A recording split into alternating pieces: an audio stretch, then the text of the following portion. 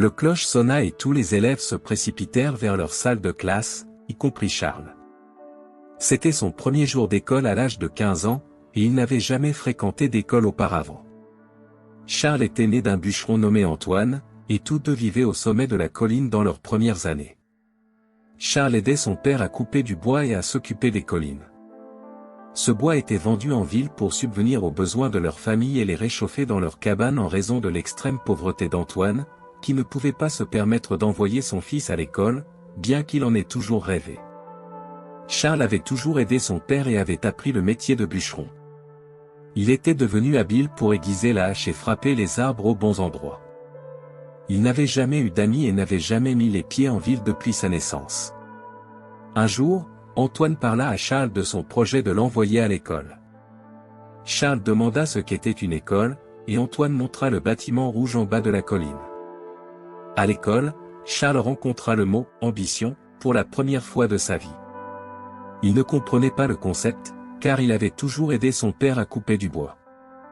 La classe rit quand il demanda à la professeure ce qu'était l'ambition, mais elle expliqua que c'était quelque chose que l'on voulait accomplir dans la vie. Cependant, Charles sentait qu'il avait déjà atteint son objectif en travaillant avec son père.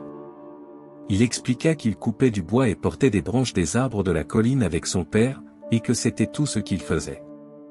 La classe se mit à rire à nouveau, mais Charles ne mentait pas.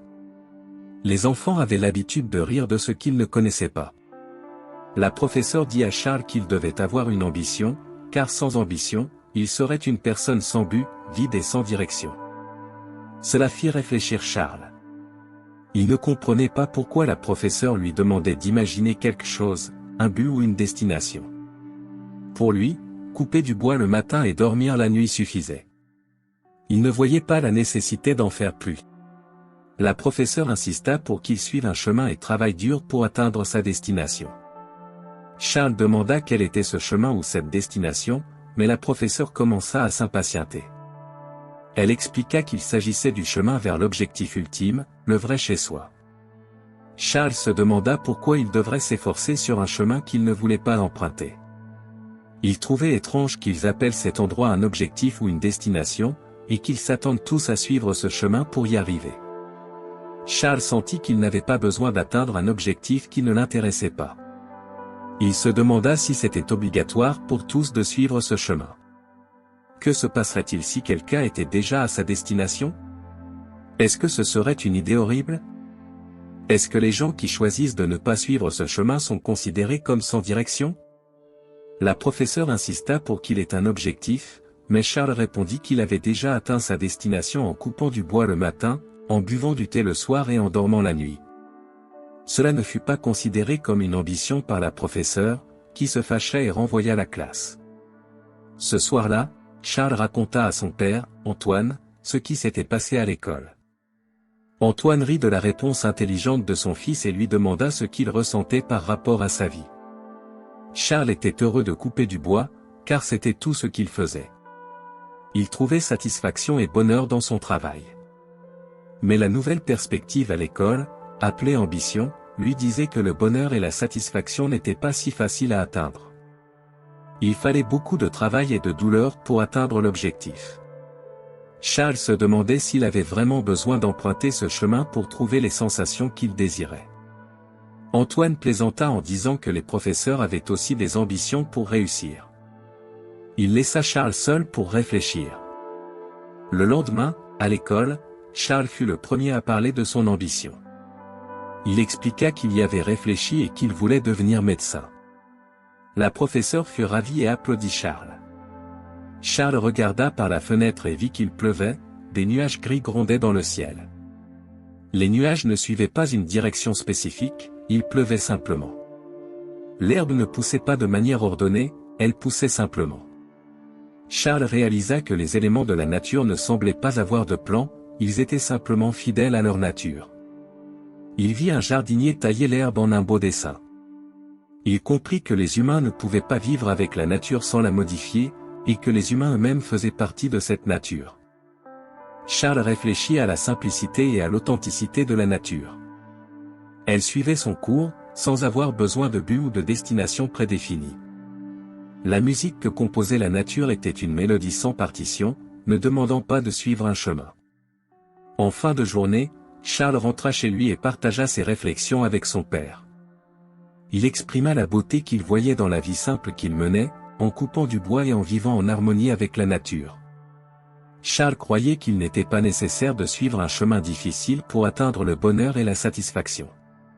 Antoine rit, appréciant la sagesse simple de son fils.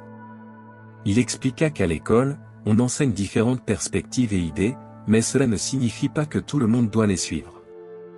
Chaque personne a le droit de choisir son propre chemin et de définir ce qui est important pour elle. Ce soir-là, Charles regarda par la fenêtre le ciel étoilé, se sentant en paix avec son propre cheminement. Il comprit que la vie n'a pas besoin d'être une quête incessante de buts lointains.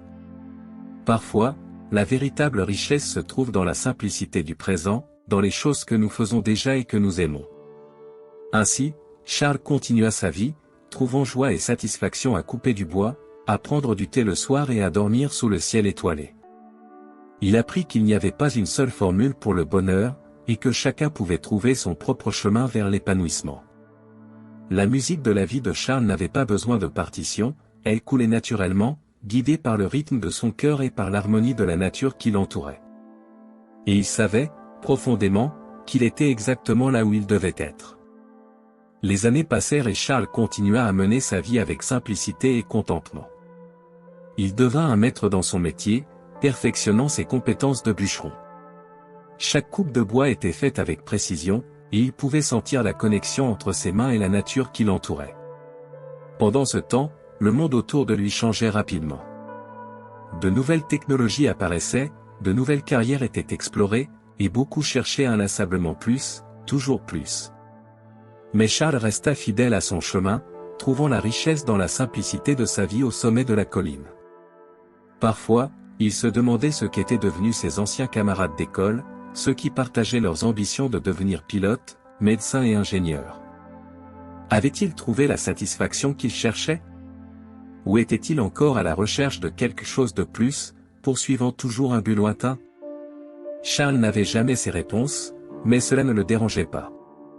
Il était en paix avec son choix, certain d'avoir trouvé son propre chemin vers le bonheur. Et la nuit, en regardant les étoiles dans le ciel, il remerciait pour la simplicité qui le guidait. La vie de Charles était une leçon silencieuse pour tous ceux qui l'observaient. Il montrait que la véritable réalisation ne réside pas dans la réalisation de grands objectifs, mais dans la recherche de la joie dans les choses simples que nous faisons chaque jour. C'était un rappel que le bonheur peut être trouvé exactement là où nous sommes, si nous avons les yeux pour voir et le cœur pour ressentir. Et ainsi, Charles continua sa route, une symphonie silencieuse de gratitude et de contentement, résonnant à travers les collines et dans les cœurs de ceux qui avaient la sagesse d'écouter. Son histoire resta vivante, un rappel éternel que la vie peut être belle dans sa simplicité, et que le véritable trésor est en nous, attendant d'être découvert. Je vous souhaite beaucoup de bénédictions dans votre vie, des étreintes et à la prochaine.